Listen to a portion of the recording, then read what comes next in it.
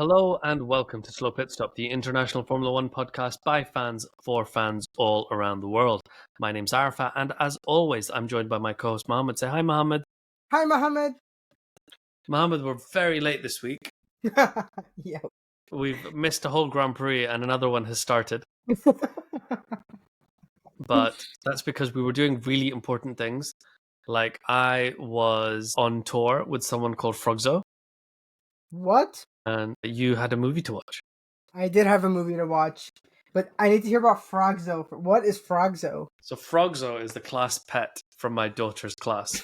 It's a frog from, I think it's called Bear Factor in America. It's called Build-A-Bear here. Or is it Build-A-Bear there? No, it's Build-A-Bear here too, yeah. Is Build-A-Bear there? Fine. Maybe Yeah. somewhere, at one point there was a different name, but now it's Build-A-Bear everywhere.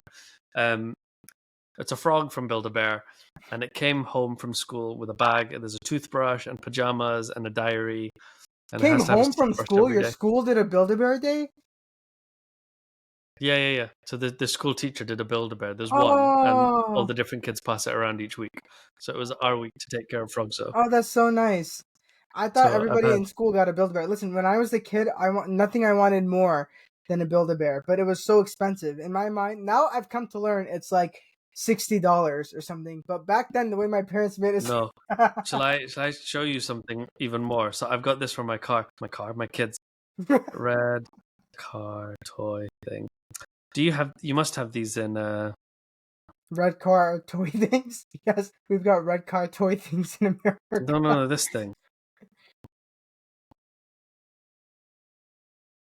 This car. You must have this in America.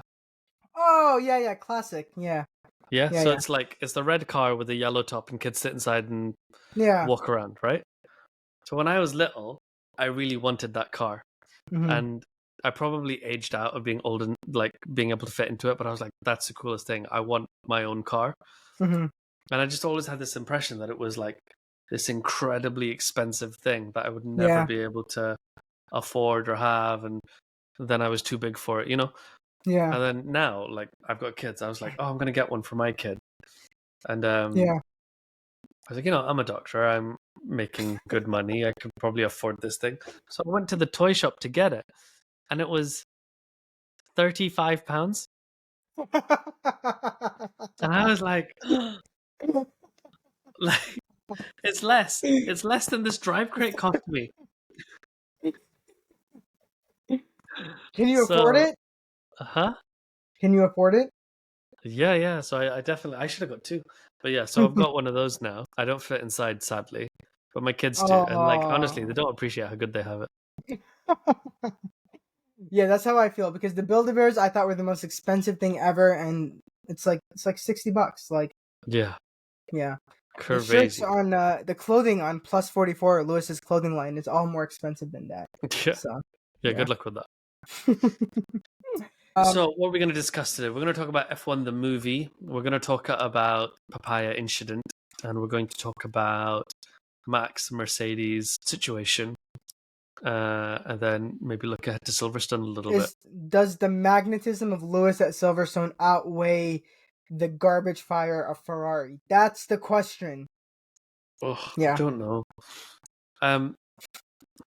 I've been to Silverstone. I like Silverstone. We're starting at the end, but here we go. I've been to Silverstone. I like Silverstone. I like watching Silverstone. I don't know. It feels like there's a lot of media going on. McLaren were in Trafalgar Square and all this kind of stuff. And I don't know if that's just because I'm in the country where the race is happening, so it feels like there's a lot of local hype versus internationally, is Silverstone seen as a big event? Like, before Monza or Monaco, even though I'm not there, it feels like there's an extra buzz in the media around Formula One, maybe Las Vegas too. So I don't know if that's echoed around the world when Silverstone's happening, or is it just because it's the local race to me? But I don't know. Like, I accept it's a good circuit. Drivers love it. Hamilton straight, etc., etc. Through goes Hamilton and all of that. But I've never been like super hyped about it. Almost in a sort of, I don't know what the right way to describe it is. Like, I don't want to jump onto the bandwagon of like Britishness. Like, I was talking to someone and I was like, "Oh, who do you support? This, that, whatever." Country. And they were like, "Continue." Well, yeah, I was gonna be like, "Who do you support. It's going to be one of the McLarens win. And the guy was like, Lando Norris. I was like, oh, really? Like, and I genuinely asked, why? And he went, oh, because he's the British one, isn't it? And I was like, that's not a good reason. I was like, okay, fine. So there's a bit of me that is almost like internally struggling with that, like knowing Silverstone's a good race, but also not wanting to jump on the yay Britain bandwagon. No, listen, be a proud British person. Today I went out and I had to go buy some stuff. And I was thinking about Silverstone and I was thinking about how that's what's coming up this weekend. And I was humming out loud like, but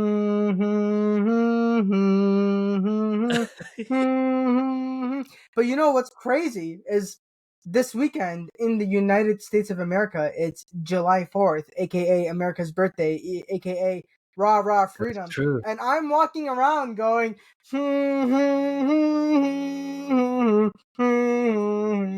committing blasphemy. Incredible. Yeah, I don't know. Will we see Lewis on the podium? Yeah, you cannot go in with expectations. You have to go in with zero expectations. It's the only way to survive this weekend. If you go in hoping for anything, you will just get burnt. I don't know what's stronger, but I will like to point out that Carlos Sainz in a Ferrari won in Silverstone, so it doesn't have to be the end-all, be-all that Lewis is driving for Ferrari there. Internally, I'm going to go Lewis P5, and then anything more than that will feel like yes. Do you know what I mean? And I think there are two things at play. One is Lewis at Silverstone is genuinely just so good because even I forgot that he was on the podium in the early this gen Mercedes years, like W13. Because those cars suck. Those cars suck so bad, and he was P3. That's one. And two, the Ferrari update genuinely seems to have made some changes. Like they were actually good in Austria. In Austria, I really thought was somewhere Ferrari was going to heavily struggle. I really just didn't think we were going to do good. Maybe it's because Mercedes never did well in Austria, and I just projected that onto Ferrari. But I was like, we're going to suck. And we actually had the second fastest car. So I think this Ferrari update might actually be something. And I think those two combinations, the Lewis factor and the Ferrari update, mean that maybe we have a chance for a podium. My hope is just P3. It's not anything more than that, and I don't know. I can't keep my expectations higher. Unfortunately, I am working that Sunday, so I can't watch the race until I come home. I'm going to send you really random text, and some Turning of them will my be phone true, off, and some of them will be chucking it fake, out the window. and you won't know. So I'll get home around 12, which is when the race ends in America. So I'll just turn it on immediately. But they do be posting spoilers on F1 TV. They will literally be like, watch the race again, and it'll be the winner, standing on the podium. Why? Why have you done that? No, I should send you text. Remember those old memes that were misdirects? They would be like, hey, man, do you want some dope advice on how to get to church? Those sort of... Yeah. I mean, Lewis has crashed. No, you can't. Into a good position. You can't. I also have to remind myself that last year when he won, nobody really was expecting him to win that race. We wanted it, but nobody went in thinking, I've got Lewis Hamilton for the win. Let's check what the weather is, because the more unpredictable the weather, the more chances are for other people. So, weather, Silverstone. Don't you live there? Can't you just look outside? Yeah, it was raining. So, there's a 20% chance of rain during when the race is on. That means it's going to be bright or sunny and all that good stuff. It's not going to be... I don't buy it. But it's not hot. It's not cold. This is the temperature is 18 degrees. So we convert that into eagles. Eagles. 18 C to... Oh yeah, I don't know. All I know is 38 degrees is 104. 100.4. Oh, that's pretty cool actually. That's not bad. Yeah, so it's not hot or cold. It's just sort of fine. Yeah. Let's hope, Should I open my drive crate? Yes, and then I want to talk about my movie. Do we think it's based on Austria or Britain, this one? Canada. Oh, should we do some ASMR stuff with the mic? Is that nice? People like that? Me tapping on the box? That's the box. I actually really hate ASMR. It makes me really uncomfortable. It's weird, isn't it? I don't understand why people are into it. British GP. Nice. And I was wrong. This is an embroidered patch of the British Grand Prix with a Formula 1 car on it. Oh, that's so cool. And then this is bonbons from London. Is it suitable for vegetarians? Sugar, glucose syrup, It's water, blah, chocolate. blah, blah. Corn, potato. This is basically a vegetable. How wonderful. Amazing. Bonbons. And British then snacks. can and bottle cooler. I can put my cans in this. And then this is... Oh, this is cool. I actually like this quite a lot. Oh, man. It's an ice cube tray where the ice cube comes out like Pirelli tires. Nice. I like that. That's so... Oh, man, that's so cool. That is very That's cool. so cool. Where do they find this stuff? I don't know. It's great. And then finally, a hat from Oh, there you go. There's your big ticket Ferrari. item. You know, these hats are really expensive. They're like $60. Well, do you know what my favorite thing about this one is? It says Ferrari Classic cap. So it's just got the Ferrari logo, but it doesn't have the stupid blue HP logo on it anywhere. Yes! Let's go! So actually, this is incredible. Yeah. So I very much enjoy this. I'm going to wear that hat. Yeah. So I think seamless transition. Everything in that drive crate. What are you talking about? Of course it's seamless. We didn't stop. Everything in that drive crate. Seamless transition. Silverstone. Temperature, weather. Fahrenheit. Mohammed, are you okay? Everything in that drive crate was amazing. I think the best thing you've gotten yet is the Lewis Hamilton flag. I want to buy one for myself. Yeah. But I really like this hat as well. You should wear them both, cool. like superhero, like a Superman. With my ice cubes. I'm gonna make some ice cubes. I'm so excited. Speaking of ice cubes, I watched the movie this past couple of days. It has nothing to do. Has nothing about to do with how amazing Brad Pitt is. So, okay, can I give you my honest opinion and review of this movie? Yeah, you do that, and then after that, I'm going to tell you my alternate ending that I made in my head that would have been more entertaining. But you carry on. You know the ending of the movie? Yeah. Okay. So, guys, everyone listening, I think I speak for a lot of people when I say that I went into this movie not like expecting a lot. Like, it's Hollywood. I wasn't expecting the greatest movie ever made, and I was really frustrated with, especially when they put those scenes out with like Brad Pitt dancing with his gloves on, which made no sense, and some of the really cringy dialogue from the trailer that we have to be fast in the turns, like that kind of thing. And I was like, am I really going to enjoy this movie? And initially I went from watch it opening night to, I'll just watch it if I get the chance. And then when it came out, I think enough people were saying good things about it that I was like, you know what? I'll just go watch it. And let me tell you this, genuinely, it is a good movie. It's actually just a very good movie. And it's exciting to watch a movie that's in the world of Formula One and portrayed relatively accurately. Obviously, there's going to be things that are wrong. Like, I could not stop looking at the fact that car is so obviously a Formula 2 car. Like, it looks nothing like the other cars. And anyone who knows anything about Formula 1 is going to watch this and be like, wow, that sticks out like a sore thumb. But if you can, like, turn that side of your brain off and stop asking the critical questions, it's actually just a really good movie. And then, like, you get really excited because it has a lot of cameos from the F1 drivers. Like, I remember when they were filming this on the track, I used to just think, like, is this just a movie and the F1 drivers just exist? Are they going to cut them out? Or what are they going to do? But the F1 drivers are in the movie, and they're kind of just there. And it makes sense for the context of the movie, and they make it work. And it's exciting. When they show Charles Leclerc on screen, I get excited. When they show Lando Norris, I got excited. It's like exciting.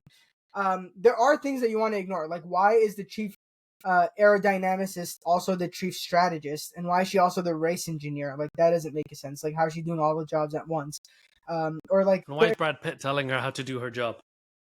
Well, that part I didn't think was crazy because sometimes he's like good at everything. He's been like, I'm out of it. I've been out of this for years, but I'm going to tell you how to do your job, and I'm going to tell you how to do your job. But the idea is, I think it's not really like that. It's more like if you were to hire Sebastian Vettel right now, and he takes a driver position, but you also kind of ask him for like, and they actually show that pretty well because there's a scene in the beginning where the young guy Joshua Pierce, played by Damson Idris, is like, they're like, how do we fix the car? And he's like, I don't know, it's just slow.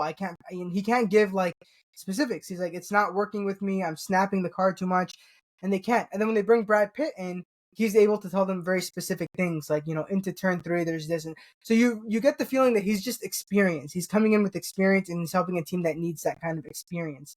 That's kind of the vibe. And I don't think it's done. Like, the plot itself, I think, is very solid. And the major plot points really correspond to things that can happen in real life. For example, halfway through the season, they bring an upgrade package, and it really boosts the car up. That's like a real thing that happens all the time. Teams bring upgrade packages, and they become better all the time. So I think that if you can ignore the technical things that, like, don't make any sense, like, how has this race not been black flagged? How, things like that. Yeah. And just understand that they're going to play things up for the drama, then I think it's a really good movie. There is one scene that was so cringy that I just could not watch the screen. I just couldn't. I had to close my eyes because it was just so cringe. But they manufactured this situation during a pit stop in order to, like, play up the drama. If you ever watch the movie, you'll know exactly what I'm talking about. And it's just... I'll just tell people, right, this is a spoiler review. We're talking about this because our assumption is if you're fans of our podcast, you probably watch this film. So just go ahead and talk about it. If you haven't, just skip ahead 30 seconds. I promise I won't talk about it longer than that. But there is, in the first race that Brad Pitt comes onto the team, he comes in halfway through the season. He comes in for a pit stop, and he wants to be put on soft tires. But the team says, no, we're going to do hard tires. This situation happens all the time. Probably once a race, this situation happens. What he does is he just sits there. They put the hard tires on, and then he just doesn't go. And he just sits there. And everybody's looking at him. And he sits there for a full minute until the team acquiesces, takes the hards off, and puts him on softs. And then he goes back out again. And it's so cringy when you're watching it. You're literally viscerally uncomfortable that he's sitting in the pit lane for a full minute. Like, I'm not moving until you put the tires I want on. And it's just so insane. And it's like, that was probably the most unrealistic part of the movie. If you did that, you would just be fired. Like, you would never, that can never happen, ever. But it was really good. Lewis Hamilton is a pretty central portion in the last act of the movie. Yeah. In a way that I could not, because they basically put him up against Brad Pitt. And I could not root for Brad Pitt. In fact, it was the last race is Abu Dhabi, and it's Lewis Hamilton versus Brad Pitt, and I couldn't handle it. I know. But, right, do you know how I would have ended the film instead? Okay. So tell people how it ends, and then I'll tell you my alternate ending that I would have done. Alert. So again, skip ahead 1 minute if you don't want to know how the movie ends. But basically, they need to win one race in order to save the season. That, like, it has to do with, like, contract or something. So first it's Brad Pitt and Joshua Pierce, and they're both fighting Lewis Hamilton for the win. Lewis is leading the race. He's trying to win in Abu Dhabi. It's Joshua Pierce goes up against Lewis, and he's going to make an overtake, and then Lewis crashes into him, and him and Joshua Pierce both crash out. It's, like, completely insane. And then Brad Pitt picks up the pieces, through goes Brad Pitt, and he ends up winning the race. Yeah. That's the big ending. But I couldn't believe they made Lewis crash into... He's not even a dirty driver. What is this? What I would have done, because the whole idea is this team was like a back marker, right?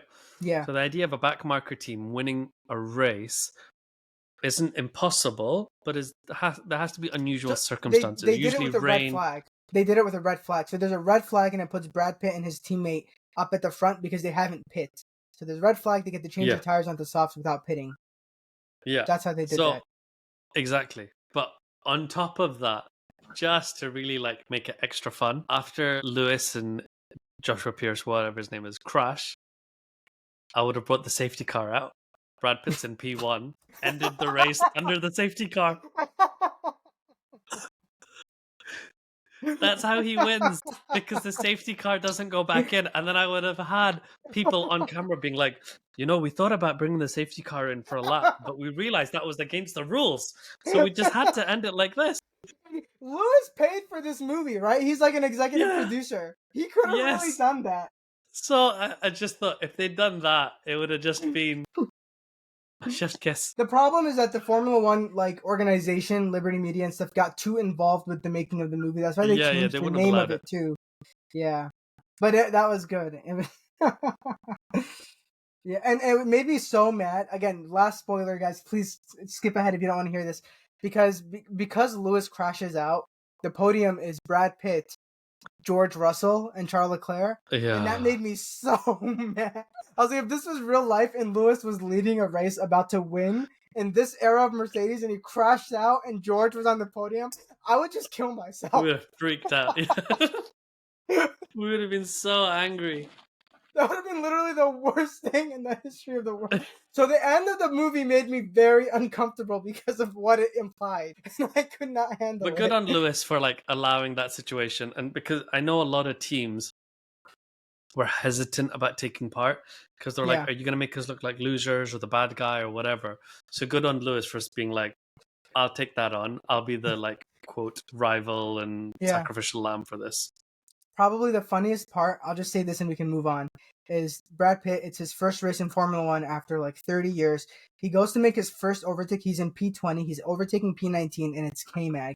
And as soon as he goes for the overtake, K-Mag slams into him and he crashes out.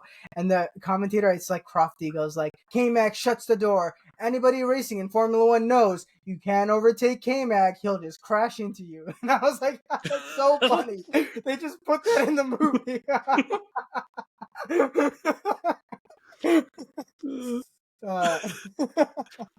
I wonder, because like all the premiere and stuff, they've got all the drivers going now, but so much of the grid now is different to what it was when they shot the film. Yeah. So I wonder what people like Kevin Magnussen and stuff make of this film. Yeah, I mean, Yuki Tsunoda and Carlos Sainz were like, it was entertaining. Carlos Sainz said something really important. I think we'll say this and we'll finish. When he said, go watch it like it's a Hollywood summer flick. Don't watch it like it's an F1 movie and you won't get disappointed. I would take that advice because if you go in expecting like a really fun, like the racing scenes are incredible. If you go in expecting something like that, you will genuinely have a good time. If you go in thinking this is an F1 movie, the small things, the nitpicky things, it will bother you. Like the car is so obviously not a Formula 1 car. It'll bother you. Yeah. Yeah. All right. That was fun. That was good. Should we do one last bit of nitpicking? Yeah, sure. And then we got to talk about the next big. Where's Verstappen going to be? Well, yeah, that's my thing. Where's Verstappen going to be? This Mercedes story is getting more and more and more traction at the minute. Yeah, I think he's going to be at Red Bull as well. I saw a report that said he's playing this whole thing up to make Red Bull kind of clean up their act. And it diffused any of the entertainment in it for me. I was like, that sucks. Yeah, I think so. I think it's a useful story for Mercedes because it means George Russell's like, okay, fine, I'll take less money. And it's a useful story for Max because it'll make Red Bull go, okay, what do you want? We'll do it. I think realistically, Max doesn't want to move nobody wants to move for 2026. Everybody's contracts right now end in 2026, right? There's very few people who have a contract ending in 25, if any, because new era, new cars. There may be a car next year which is more dominant than the others. Maybe it's the Mercedes, maybe it's the Ferrari, maybe it's the Red Bull, whatever. And if you're Max Verstappen, you're going to sit there and go, look, Mercedes is really fast, Red Bull's really fast. For 2027, I'm going to be in that car. Yeah, you got to see how the first year goes. You have to see it. Yeah, exactly. So I think what he wants is a contract, because his contract's till 2028 or something. So what he wants is a contract that allows him to get out in 2027 if there's another team that's doing so much better. But other side of it. Yeah, continue. Other side of it. What team? No, if you're the team that smashes it out of the park, you have the great thing. Why would you get rid of your drivers? Because let's say you have the best car, but you're in a situation like Red Bull is now, where you're jeopardizing your ability in the constructors. And the thing about new regulations is, as each year passes, the other teams are only going to catch up with you. Yeah, that's true. Because all you've done is got a head start.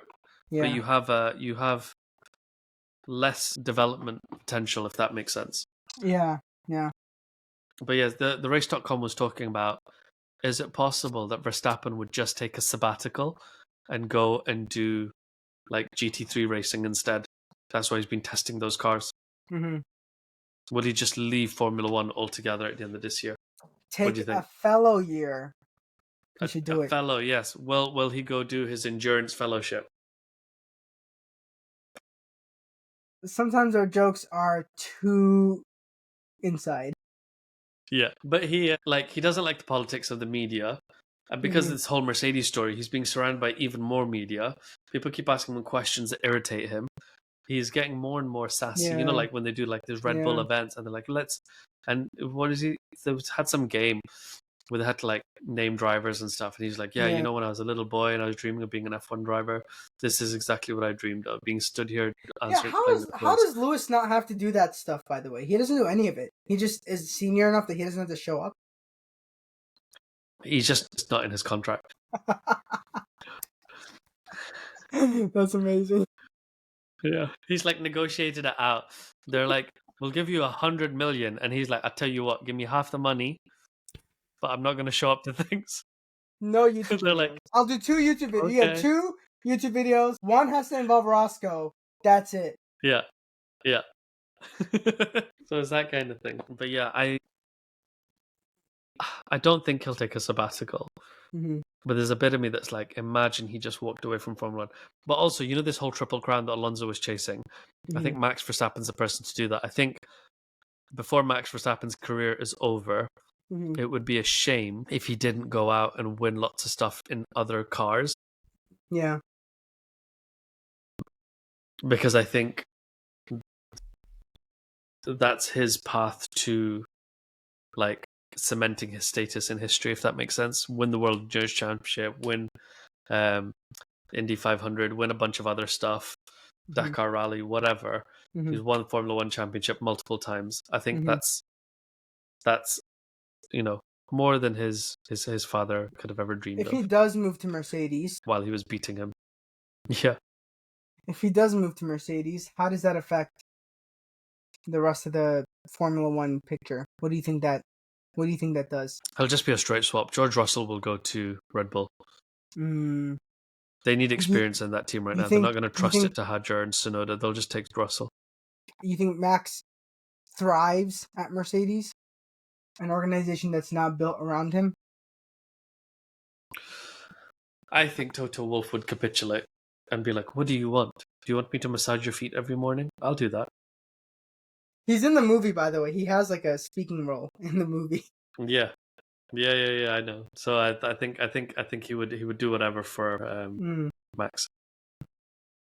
I just want Lewis to win one more championship. Is that so much to ask? I literally don't care about anything else. Every other driver move I view in the lens of, will this hurt or help Lewis win a championship? Help Lewis, exactly. That's why, for me, I'm just like, let Max go to the World Endurance Championship. What I need is this. This is what I need to happen, inshallah. I need Max to go to Mercedes. I need that move to destroy Red Bull and to destroy Mercedes because they're not going to be compatible that year. I need McLaren to have papaya incidents every race and Lewis to win a championship coming out of the dust. Yeah. That's what I want. That's what I need. Let's do it. Yeah. Right. Anything else before I go eat all my bonbons? I'm gonna title this episode Lando Strikes Back. Is Lando back? For now. Yes. Ooh. His confidence is back, his mojo's back. Lando got his groove back. But it's not permanent. Ooh. It's not a season long sustainable. Sooner or later something will happen that will knock him. How soon? As soon as Silverstone? Monza? Let's say Monza. I think he'll have a good Silverstone. No, actually, I think the pressure of Silverstone will be too much. I like it. Yeah. Okay. All right. Sounds good. Lando has his mojo back for 1 week only. Catch it while you got it. Go watch the F1 movie. I think it's fun. I didn't get paid to say that. And let's hope Lewis Hamilton does well. Nobody spoiled the race for me. I swear to God. Especially you. I'll text you. Aww. Bye, everyone. We'll see you after the British Grand Prix. Bye.